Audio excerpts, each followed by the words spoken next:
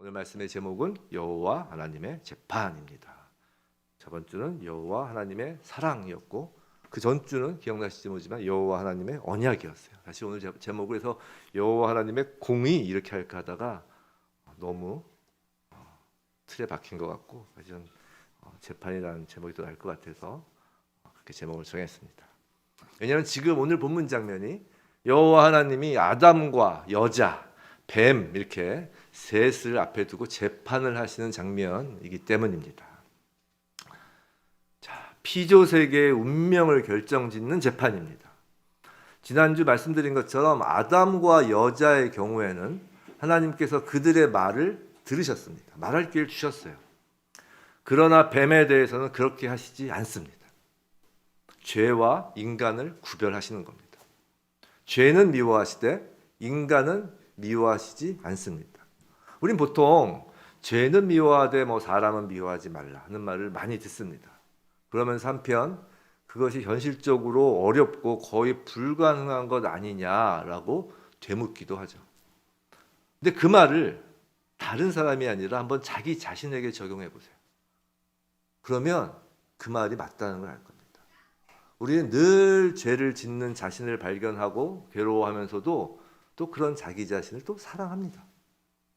어쩌면 나 자신을 사랑하기 때문에 죄 짓는 것에 죄책감을 갖기도 하고 죄를 멀리하고자 하는 것일 수도 있습니다. 왜냐하면 내가 이렇게 사랑하는 나인데 내가 죄에 물드는 게 싫은 거죠. 죄는 미워하되 사람은 사랑할 수 있는 것입니다. 자, 죄의 근원인 사단, 즉 뱀을 하나님은 미워하십니다. 하지만 아담과 여자는 여전히 사랑하십니다. 자, 성도 여러분, 이제 자신을 사랑하시기 바랍니다. 우리가 인간의 이기심으로 나를 사랑하는 것이 아닙니다. 하나님이 우리를 사랑하시기에 우리 자신을 사랑하는 것이 옳습니다. 우리를 향한 하나님의 사랑을 세상 그 무엇과도 끊을 수 없습니다. 설사 나 자신조차도 끊을 수 없는 것입니다. 우리가 나를 포함 모든 사람을 사랑하는 근본적인 이유는 하나님이 사랑하시기 때문입니다. 사랑하는 사람과는 달리 하나님의 재판에서 사단에게는 변명의 말조차 사용하지 않고 바로 판결을 내리십니다. 14절입니다. 자, 여호와 하나님이 뱀에게 이르시되 내가 이렇게 하였으니 내가 모든 가축과 들의 모든 짐승보다 더욱 저주를 받아 라고 합니다. 여호와 하나님이 뱀에게 저주를 말씀하시는 겁니다. 근데 오늘 본문에서 우리가 눈여겨볼 것은 하나님의 저주는 뱀, 즉 사탄에게는 있었지만 아담과 여자에게는 저주를 하지 않으셨다는 점입니다. 저주의 반대말은 축복인데 히브리어에서 축복이란 하나님의 보호 아래에서 그분의 은총을 누리며 살게 되는 것을 의미합니다. 그렇다면 반대인 저주는 그 저주를 받는다는 것은 하나님의 보호와 은총에서 쫓겨나는 것을 의미합니다. 저주는 어떤 것에 주술을 걸거나 마술이나 신비한 방법으로 즉 주문이나 마법 같은 것을 걸어서 괴롭게 하는 것이 아닙니다. 저주는 하나님으로부터 그 축복에서 벗어나는 것이에요.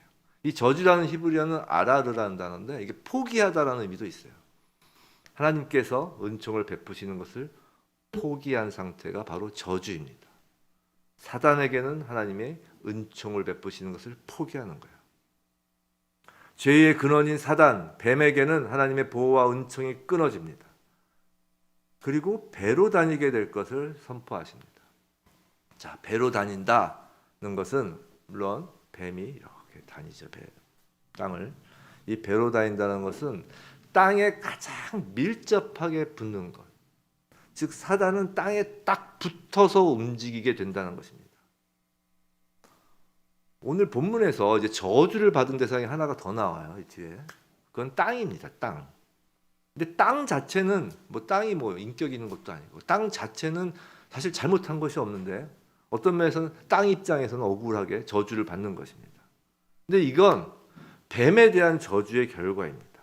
뱀이 땅에 붙어서 배로 다니게 되었기에 뱀이 다니는 이 땅은 하나님의 은총이 가로막히게 된 거예요.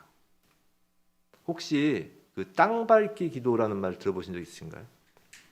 땅밟기 기도. 보통 예배당을 신축하거나 아니면 복음의 불모지에서 그 현장의 땅을 발로 밟고 다니면서 하는 기도입니다. 좀 미신적이라고도 생각이 되실 수 있는데 꼭 그런 것이 아닙니다. 그 땅에 붙어 배로 기어다니는 그 사단의 머리를 밟아 다시 그 땅에 하나님의 은총이 임하기를 간구하는 의미를 갖고 있습니다. 실제로 땅을 밟는 모습은 상징적인 모습인데 그 상징적인 모습을 보고 미신적이라고 오해할 수도 있지만 육신의 발로 밟지 않아도 우리 영으로 기도하면서 우리가 살아가는 땅에서 사단의 머리를 밟으며 그 땅이 회복하길 기도하여야 합니다. 뱀이 배로 다니고 있는 땅을 십자가 군사인 우리의 발로 밟고 예수 그리스도의 십자가의 보혈로 덮으며 하나님의 보호와 은총이 임하길 기도하는 것입니다. 우리의 일터라는 땅, 가정이라는 땅, 사람들의 관계라는 땅, 이 땅에서 일어나는 모든 것 위에 뱀이 돌아다니지 못하도록 그리스도 예수의 보혈로 덮으며 기도하는 것입니다. 이건 중요한 것입니다. 매일 아침 일어나서 기도로 뱀의 머리를 밟고 우리의 삶에 하나님의 축복이 임하게 하여 달라고 기도하는 그런 저와 여러분이길 원합니다. 자, 14절에서 이제 두 번째로 뱀은 살아있는 동안 뭘 먹죠? 흙을 먹을 것이라고 하나님이 말씀하십니다. 근데 실제로 이 짐승인 뱀, 우리가 이제 동물의 왕국에서 보는 뱀을 보면 흙을 먹나요? 저는 흙 먹는 건 못 본 적이 없는 것 같아요. 뭐 그냥 들어갈 수는 있지만 그건 아니잖아요. 제가 알기로는 뭐 작은 동물들을 먹죠. 그렇다면 뱀이 흙을 먹는다는 것은 무엇을 뜻할까요? 여기서 흙의 히브리어는 아파르인데요. 하나님이 흙으로 사람을 지으셨다고 할 때 그 흙, 또 오늘 본문 말씀 중에 19절에서 너는 흙이니 흙으로 돌아갈 것이다 라고 할 때 그 흙과 같은 히브리어 단어입니다. 그리고 그 뜻은 흙이라기보단 먼지, 재라고 말씀드린 적이 있어요. 무슨 말이냐면 뱀, 즉 사단은 죽은 자를 먹고 산다는 것입니다. 사단의 사람을 향한 궁극적인 목적은 그 사람을 죽이는 것입니다. 사람을 죽여야 자신이 살기 때문입니다. 베드로전서에서 너희 대적 마귀가 우는 사자처럼 삼킬 자를 찾는다고 합니다. 사자가 언제 우나? 배고플 때 우는 거예요. 배가 고픈 마귀 사단은 으르렁거리며 자신의 먹이로 삼기 위해 죽일 자를 찾는 것입니다. 성도 여러분, 예수님이 이 땅에 오신 이유는 단지 우리의 육신은 죽고 영혼만을 천국으로 데려가시려는 것이 아닙니다. 흙으로 만들어진 육신까지도 구원하시기 위함입니다. 고린도전서 15장에 있는 말씀이에요. 우리 한 절씩 한번 조금 길지만 같이 한번 읽어볼까요? 시작. 나팔 소리가 나매 죽은 자들이 썩지 아니할 것으로 다시 살아나고 우리도 변화되리라. 53절. 이 썩을 것이 반드시 썩지 아니할 것을 입겠고 이 죽을 것이 죽지 아니함을 입으리로다. 54절. 이 썩을 것이 썩지 아니함을 입고 이 죽을 것이 죽지 아니함을 입을 때에는 사망을 삼키고 이기리라고 기록된 말씀이 이루어지리라. 사망아 너의 승리가 어디 있느냐? 사망아 내가 쏘는 것이 어디 있느냐? 자, 사망아 너의 승리가 어디 있느냐? 사망을 삼키고 이기리라. 사망을 이기는 것입니다. 예수님은 바로 이 땅에 발을 붙이고 살고 있는, 이 땅에 발을 붙이고 살고 있는 저와 여러분이 더 이상 죽을 흙으로 남겨지지 않게 하기 위해서 이 땅에 오신 것입니다. 성도 여러분, 우리는 예수 그리스도의 십자가 은혜와 그 부활의 영광으로 말미암아 하나님의 보호와 은총 안에 거하는 자가 되었습니다. 더 이상 뱀, 사단의 먹이가 될 수 없습니다. 우리는 죽은 자가 아닌 산자로서 지금부터 영원히 살기 때문입니다. 우리가 산자이기 때문에 사탄은 혹시 죽일 수 있는 빈틈이 있나 찾으려고 어슬렁거립니다. 뱀, 진짜 뱀처럼 조용히 다가와서 탐색을 합니다. 하지만 그리스도의 부활로 인하여 그리스도 안에 거하는 우리에겐 뱀의 머리를 밟을 권세와 능력이 있는 것입니다. 으르렁거리는 사자 소리에 두려워할 필요가 없는 것입니다. 우리는 여인의 후손에 속한 자이기 때문입니다. 이것이 15절 말씀입니다. 15절 말씀 우리 함께 읽어보겠습니다. 시작. 내가 너로 여자와 원수가 되게 하고 여자의 후손은 내 머리를 상하게 할 것이요 너는 그의 발꿈치를 상하게 할 것이니라 하시고. 자, 여호와 하나님은 계속해서 뱀에게 말씀하십니다. 우리는 이 15절, 이 구절을 원시복음이라고 해서 예수 그리스도의 구원 사역을 최초로 말씀하신 것으로 이해하고 있습니다. 그런데 이 원시복음, 이 복음이 뭔가요? 기쁜 소식이죠. 이 기쁜 소식을 하나님은 아담이나 여자에게 지금 말씀하시는 것이 아니에요. 그죠? 사단인 뱀에게 말씀하고 계십니다. 좀 이상하지 않으셨어요? 지금 성경을 읽으시면서? 일반적으로 복음, 기쁜 소식이라고 하면 사람을 향해 말씀하셔야 할 텐데, 뭐 예를 들어 예수님 탄생의 그 복음, 기쁜 소식을 광야의 목자들에게 말하시잖아요. 근데 사단에게 말씀하신다고요. 그런데 이 15절 말씀이 복음인 이유는 이것이 전쟁의 선포, 선전포고이기 때문입니다. 지금 하나님께서 사탄에 대하여 전쟁을 선포하신 것입니다. 그렇기 때문에 아담과 여자는 물론 우리에게 이 말씀이 복음이 됩니다. 한번 생각해 보세요. 아담과 여자가 얼마나 좌절감에 빠져 있었겠습니까? 죄를 짓고 나서 하나님을 피하고 무화과 나무 잎으로라도 수치심을 감추려고 발버둥을 치고, 어제는 에덴 동산에서 자유인으로 살았는데 오늘은 죄인 신분으로 하나님 법정에 서 있습니다. 그런데 그렇게 서 있을 때 하나님께서 사탄을 향한 전쟁 선포를 하시는 거예요. 하나님이 그냥 내버려 두시는 것이 아니라 전쟁을 벌이신다고 하는 이 말에 아담과 여자 그리고 우리는 진정한 위로를 얻고 힘이 나는 것입니다. 예를 들어 범죄 조직에 끌려가 고통을 당하는 사람이 있다고 합시다.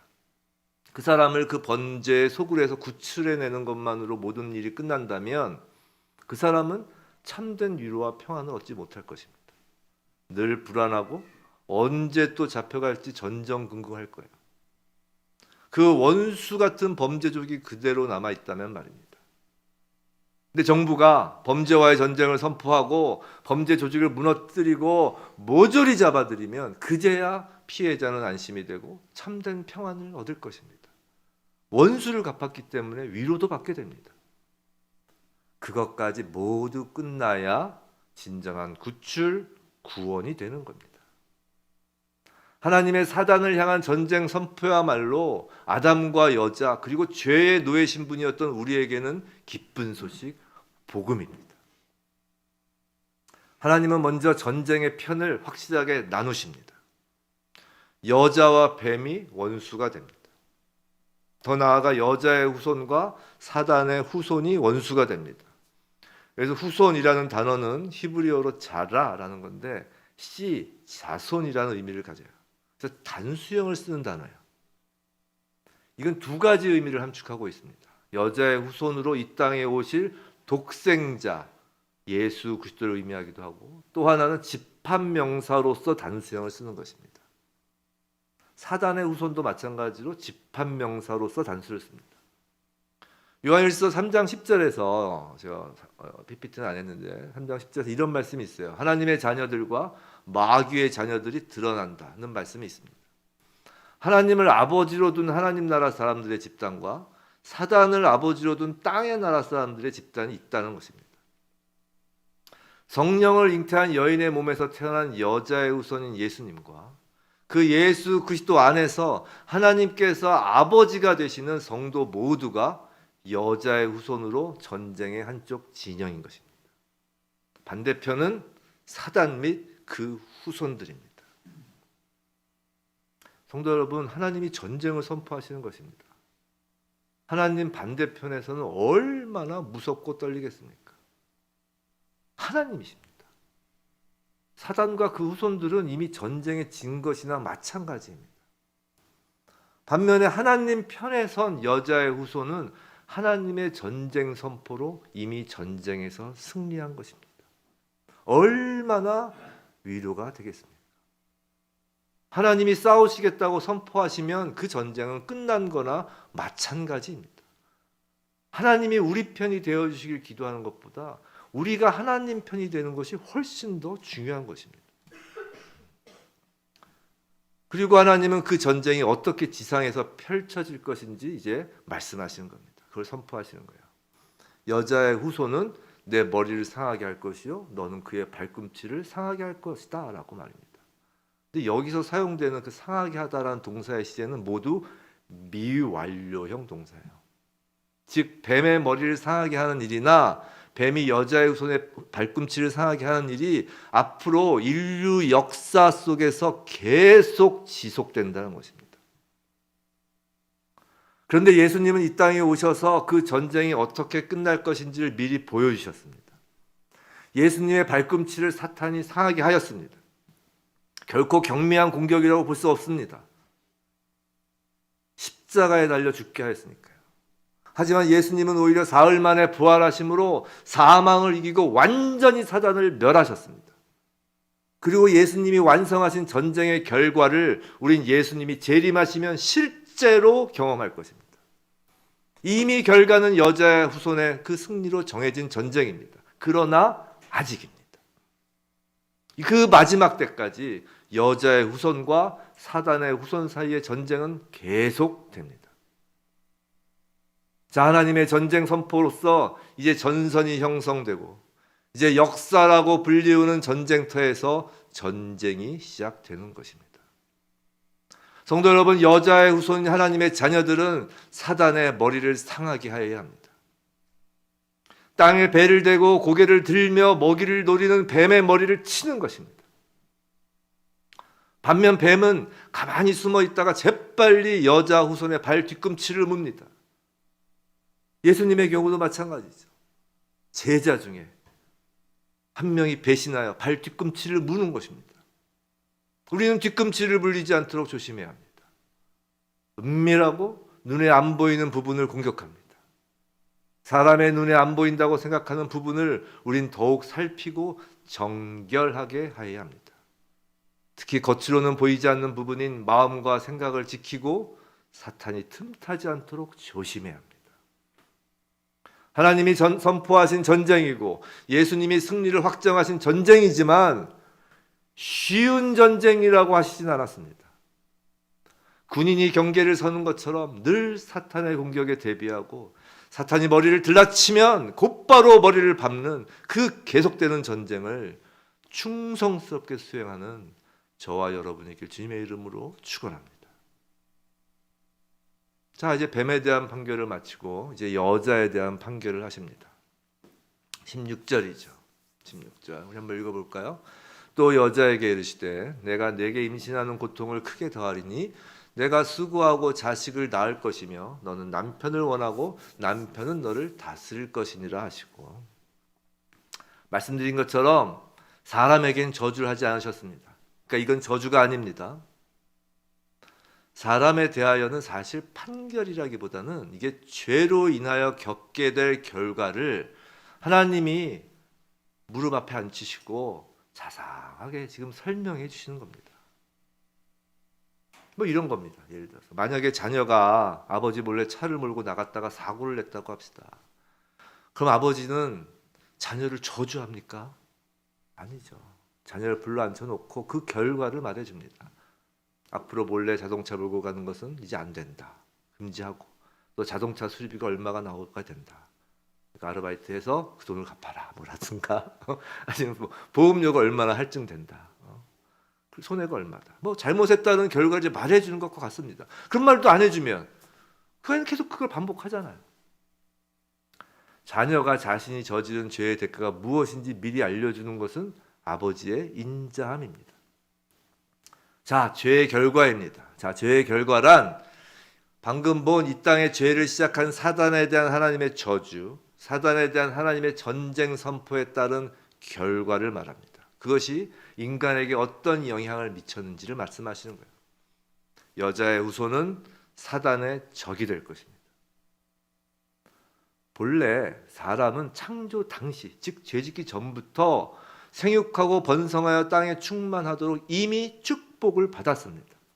그런데 그것이 여자의 후손, 즉 전쟁의 한 부분이 된 것입니다. 사탄은 여자의 후손이 이 땅에 충만해지는 것을 어떻게든 방해하려고 할 것입니다. 본문에서 임신이란 단어의 의미는 단순히 임신하고 있는 그 기간만 얘기한 게 아니라 잉태부터 임신 기간, 출산 그리고 양육까지를 모두 포함하는 포괄적인 단어입니다. 근데 그 모든 과정이 사단과의 전쟁이 되어버린 것입니다. 당연히 고통이 커질 수밖에 없습니다. 그러나 또 다른 측면에서 이는 여자의 특권이기도 합니다. 모든 인류는 여자를 통하지 않은 적이 없습니다. 하물며 예수님도 여자를 통하여 오셨습니다. 이것은 특권입니다. 사단의 후손과 전쟁을 치르는 여자의 후손을 이어갈 특권입니다. 그런데 이 특권을 성취하기 위해서 여자는 필연적으로 남편을 원해야 하는 것입니다. 전쟁 중이므로 이전보다 더욱 남편을 원합니다. 왜냐하면 전쟁 중엔 쉬운 일이란 없기 때문이죠. 그래서 원하다로 번역된 것은 원어의 뉘앙스를 제대로 살리지 못한 것인데, 원어는 줄이다, 그래서 뛰어가다라는 의미가 있어요. 주체할 수 없을 정도로 강렬하게 원한다는 것을 말하는 거예요. 남편이 여자를 다스릴 것이다 라는 방금 읽은 그 본문 말씀은 남편이 여자를 지배할 권리가 있다는 말씀이 아니에요. 만약 그런 것이라면 하나님께서 여자에게가 아닌 아담에게, 남편인 아담에게 말씀하셨을 것입니다. 하지만 여자에게 하신 말씀이에요. 여자가 남편을 갈망하게 되었으니 갈망하는 쪽이 역학적으로 불리한 것입니다. 여자가 역할적으로 어떤 무엇을 하는 것으로 종속되는 것을 의미하는 것이 아니라, 역할에서 종속되는 것이 아니라 그냥 죄로 인하여 벌어지는 필연적 현상을 지금 하나님이 설명하시는 거예요. 가끔 여자분들 중에 이런 말을 하는 걸 들은 적이 있습니다.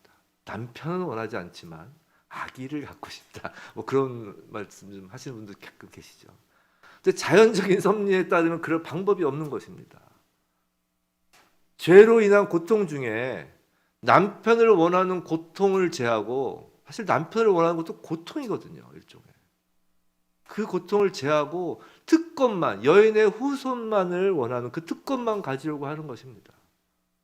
하나님이 창조하신 자연의 섭리를 역행하고서라도 말이죠. 모두 죄의 결과입니다.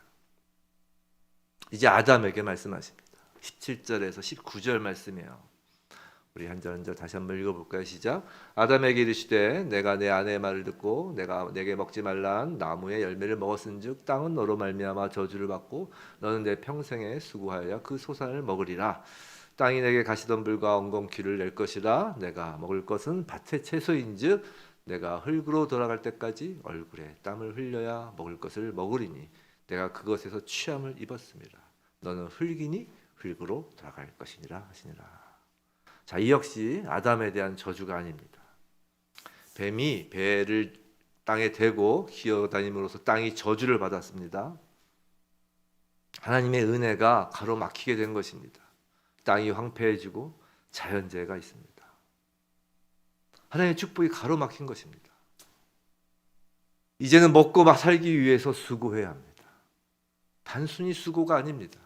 얼굴에 땀을 흘려야 한다라고 하는데 이 원어의 뉘앙스는 아주 절박함을 의미합니다. 생존입니다. 자, 에덴 동산에는 생명나무가 있었습니다. 사람은 생명나무의 열매만 먹으면 생명을 유지할 수 있었습니다. 그러나 이제 생명을 유지하기 위해서는 일을 해야 합니다. 이제 절박해진 것입니다. 죄를 짓기 전에도 사람은 경작을 하였습니다. 창세기 2장에 나오죠. 근데 그거와 이건 다른 거예요.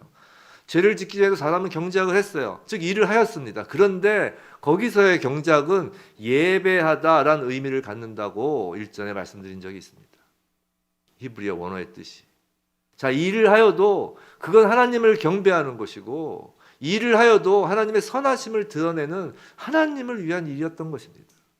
근데 죄 이후에 땅이 저주를 받음으로써 사람은 먹고 사는 생존 때문에 절박하게 일을 하게 된 것입니다. 하나님을 드러내는 것이 아니라 살기 위해 일하게 되었습니다. 그런데 예수님이 다시금 우리에게 생명을 가져다 주셨습니다.